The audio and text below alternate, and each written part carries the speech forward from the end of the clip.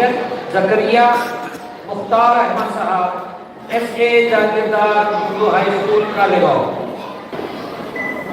نحمده ونصلي على رسول الكريم أما بعد أعوذ بالله من الشيطان الرجيم بسم الله الرحمن الرحيم.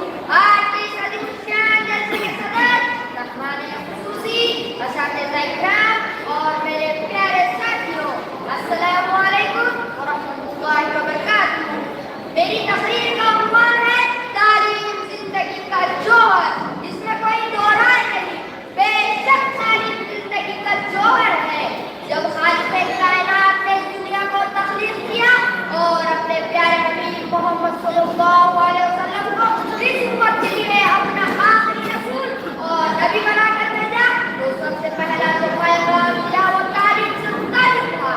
پہلی آیت جو آئی اقرأ باسم ربک الذی خلق، پڑھو اپنے رب کے نام سے جس نے تمہیں پیدا کیا.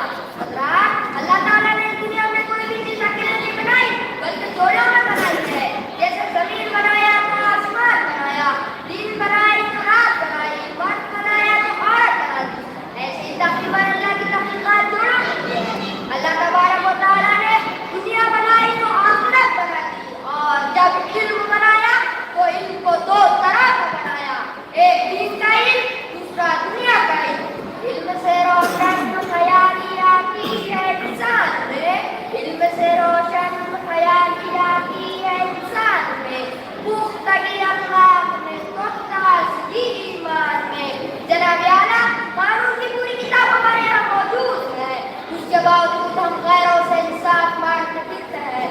کلام پاک کی صورت میں شریعت کے بمثال اور بہترین کتاب ہمارے یہاں موجود ہے جو کہ ضابطہ حیات ہے.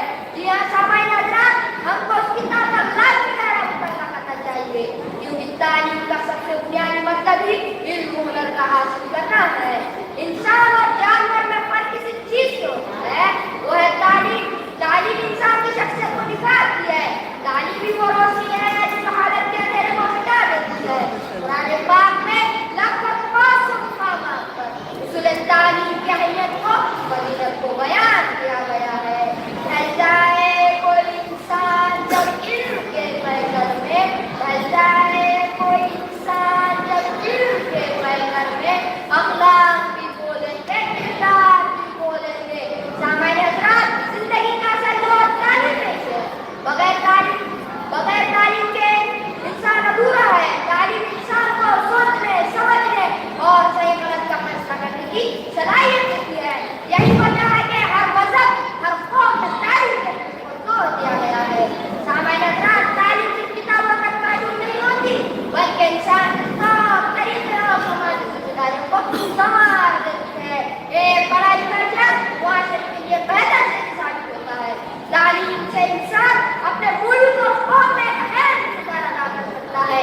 تعلیم کے ساتھ کا بہترین ذریعہ ہے. یہ انسان کو اچھے اخلاق، مثبت سوچ، معاشرے کی ذمہ داریوں کا شعور عطا کرتی ہے. ایک تعلیم یافتہ شخص نہ صرف اپنی زندگی بہتر بناتا ہے بلکہ اپنے خاندان اور معاشرے کے لیے ایک اہم کردار ادا کرتا ہے. بغیر تعلیم کی زندگی اندھیروں میں بھٹکنے کی قدرت ہے، کیونکہ یہ انسان کو مقصد حیات اور کامیابی کی راہ دکھاتی ہے. حضور اکرم صلی اللہ علیہ وسلم نے فرمایا، علم حاصل کرنا ہر مسلمان مرد اور عورت پر فرض ہے. یہ بات اس حقیقت کو واضح کرتی ہے کہ تعلیم صرف بنیادی ترقی نہیں بلکہ دینی اور اخلاقی اصلاح کے لیے بھی ضروری ہے.